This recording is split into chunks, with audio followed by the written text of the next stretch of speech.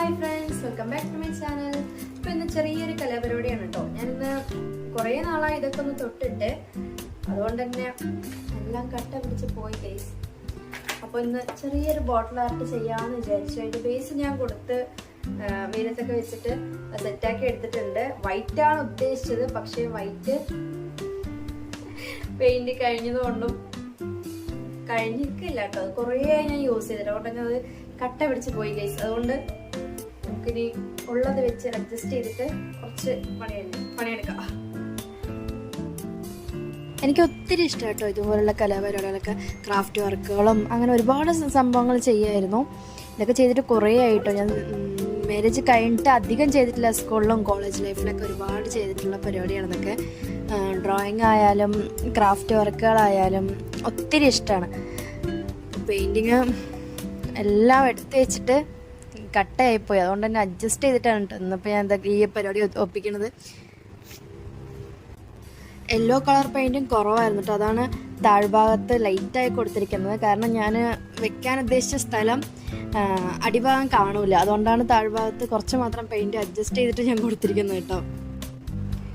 ബോട്ടിൽ കണ്ടതെന്ന് തന്നെ വൈറ്റ് കളറാണ് കേട്ടോ മനസ്സിലും വിചാരിച്ചിട്ടുണ്ടായിരുന്നത്. അതുപോലെ തന്നെ ഫ്ലവറിന് യെല്ലോയും റെഡും കൂടി കലർന്നിട്ടൊരു ഓറഞ്ച് കളറായി എടുക്കണം എന്നുണ്ടായിരുന്നു ഷെയ്ഡ് ചെയ്തിട്ട്. പക്ഷെ ഫസ്റ്റ് തന്നെ താളം തെറ്റിപ്പോയി. പെയിൻറ്റ് നോക്കിയതും ആകെ സങ്കടമായി. പിന്നെയും കുഴപ്പമില്ല, യെല്ലോ ചെയ്ത് എങ്ങനെ ഉണ്ടാവും നോക്കിയൊന്ന് പരീക്ഷിക്കാമെന്ന് വിചാരിച്ചിട്ടാണ് യെല്ലോ ഫുള്ളായി അപ്ലൈ ചെയ്തിട്ട് റെഡ് ഷെയ്ഡ് എടുക്കുമ്പോൾ ഓറഞ്ച് ആയില്ലെങ്കിലും ആ ഒരു യെല്ലോയും റെഡും ഒരു കോമ്പിനേഷൻ ആണല്ലോ.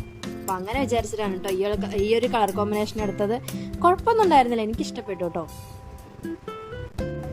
പെട്ടെന്ന് എന്താ ഒരു ബോട്ടിൽ ആർട്ടെന്ന് നിങ്ങൾ വിചാരിക്കുന്നുണ്ടെങ്കിൽ, വീട്ടിൽ പോയിട്ട് വന്നിട്ടുണ്ടായിരുന്നപ്പോൾ ഞാൻ കുറച്ച് ചെടികളും മണി പ്ലാന്റ് ഒക്കെ കൊണ്ടുവന്നിട്ടുണ്ടായിരുന്നു. അപ്പോൾ അതൊക്കെ ഒന്ന് സെറ്റ് ചെയ്യാലോ എന്ന് വിചാരിച്ചു. നമ്മളെ കിച്ചണും വാഷ് ബേസ് ആ ഏരിയയൊക്കെ ഒന്ന് അടിപൊളിയാക്കി എടുത്ത ശേഷം ഡെക്കറേറ്റ് ചെയ്യാനൊക്കെ ഒത്തിരി താല്പര്യമുണ്ട്. അപ്പോൾ അങ്ങനെയുള്ള കുറച്ച് പണികളൊക്കെ നമുക്കും ചെയ്യാലോ എന്ന് വിചാരിച്ചിട്ടാണ് ഇത് ചെയ്യുന്നത്. എല്ലാവർക്കും പറ്റും. അതുപോലെ സിമ്പിളായിട്ടുള്ള ഡിസൈൻ, അതുപോലെ ബഡ്സ് ഒക്കെ വെച്ചിട്ട് ഡോട്ട് ഇട്ടിട്ടൊക്കെ അടിപൊളിയായിട്ട് നമുക്ക് സെറ്റ് ചെയ്യാൻ പറ്റുന്നുണ്ട്. ഈ ബോട്ടിലിൽ തന്നെ ഒരുപാട് വെറൈറ്റി ബോട്ടിലിനനുസരിച്ചിട്ട് നമുക്ക് ചെയ്യാൻ പറ്റുന്നുണ്ടോ.